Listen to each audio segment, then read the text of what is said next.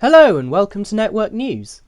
Today we're talking about open access operators again, and having previously covered the rejection of proposed services along the West Coast Mainline, we now turn our attention to the East Coast Mainline, where the Office of Rail and Road has just released its decision letter on which additional services will be able to operate from December. Unless stated otherwise, all the services spoken about in this video were proposed to start in the December 2025 timetable change. So let's go through what's been proposed versus what's actually been approved. We'll run through them in alphabetical order, starting with Grand Central. Whilst they do have some bigger plans which I've spoken about on this channel before, the ones being assessed for the December timetable change consist of more minor tweaks and additions to their existing service pattern. More specifically, their proposals were for additional services between London and Bradford, London and Wakefield, London and York, and between Wakefield and Bradford. They also proposed having some of their existing services make additional stops at Peterborough and Seaham. Out of that list, the ones approved by the ORR were for 2 additional trains between Wakefield and Bradford from Monday to Saturday, but only 1 additional train the other way from Bradford to Wakefield. Meanwhile, on Sundays, there will be 1 additional train in each direction, also between Bradford Interchange and Wakefield Kirkgate. These services are already scheduled to operate as empty coaching stock moves, so running them in passenger service only seems logical. Additionally, they wouldn't require any additional paths on the notoriously capacity-constrained East Coast Mainline. They've been approved on a contingent basis until December 2027. This is because Grand Central may need to adjust its depot strategy, and therefore empty coaching stock moves, from 2028. As well as these additional services, Grand Central was also approved to have some of their existing services make additional stops at Peterborough and Seaham. Specifically, Peterborough would get 1 additional call each way between Monday and Saturday, with 2 services each way on Sundays, whilst Seaham would get 4 additional calls each way daily.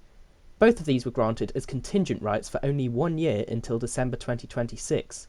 This is because the additional calls at Peterborough were not assessed as part of the East Coast Mainline timetable performance analysis, and the additional calls at Seaham may be in conflict with rights already granted to the Tyne and Wear Metro for an additional train each hour to and from Sunderland. Moving on to Hull Trains, and their applications were for an additional return service per day, Monday to Saturday, running between London King's Cross and Hull, starting from the December 2025 timetable change.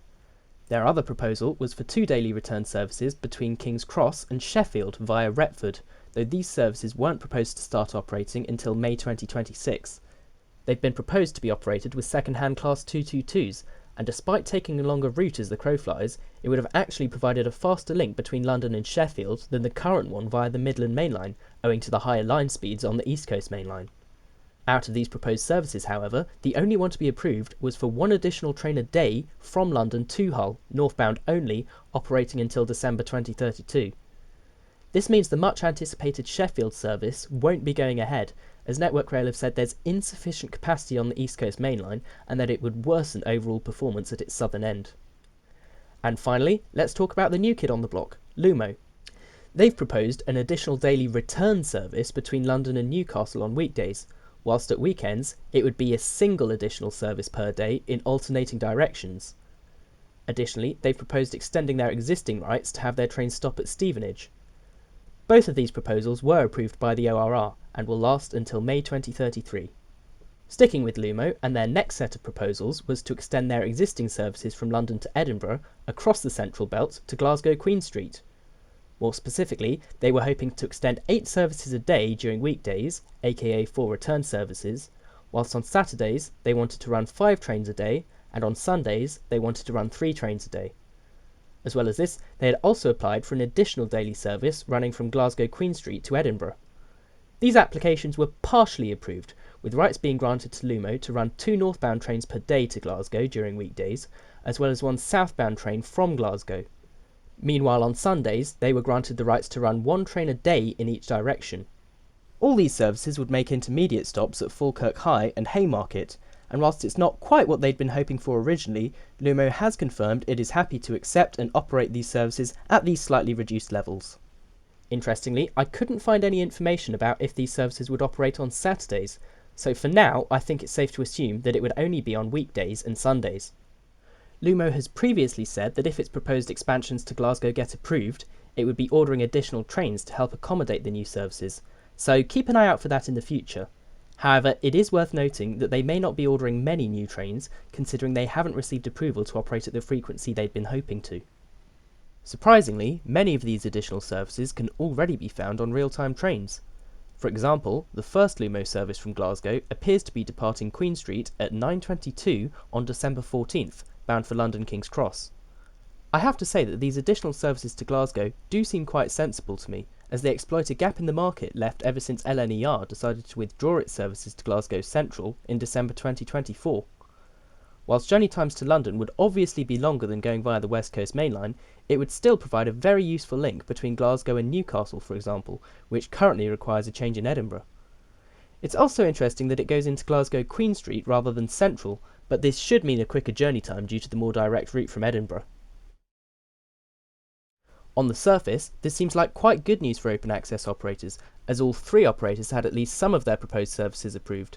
However, when looking in a little more detail, you realise that there's quite a lot which was rejected too, and it goes to show that whilst a lot is often said about the capacity constraints on the West Coast Mainline, we're starting to get to a point where similar constraints are emerging on the East Coast Mainline too. By my maths, I only calculated 3 additional trains a day on the East Coast Mainline itself. 2 are formed by Lumo's additional return service to Newcastle, whilst the third is for the additional Hull train service to Hull. This means Grand Central has really lost out and won't be operating any additional trains to London, and Hull Trains also won't be able to operate its proposed Sheffield services either. The other services that were approved, be it the Grand Central services between Bradford and Wakefield or the Lumo extension to Glasgow, both operate entirely outside the East Coast Mainline and are relatively small routes to add on to existing operations. Of course, it is worth noting that open access operators won't be the only ones benefiting from the December 2025 timetable change, as LNER also has some pretty major changes planned, including a pretty drastic reduction in journey times between London and Edinburgh. So overall, it seems like the East Coast Mainline still has an exciting future. But if demand continues to grow and capacity doesn't, we could very soon end up in a situation where reliability deteriorates and overcrowding increases to the point where a new line is needed to relieve the East Coast Mainline. How's that going, by the way? Ah, right. I'm sure that decision won't come back to haunt us in 20 or 30 years' time. Anyway, let me know your thoughts in the comments. Are you excited about the future of these open access operators along the East Coast Mainline? Or do you share my concerns that we've already reached the limits of capacity? Let me know in the comments.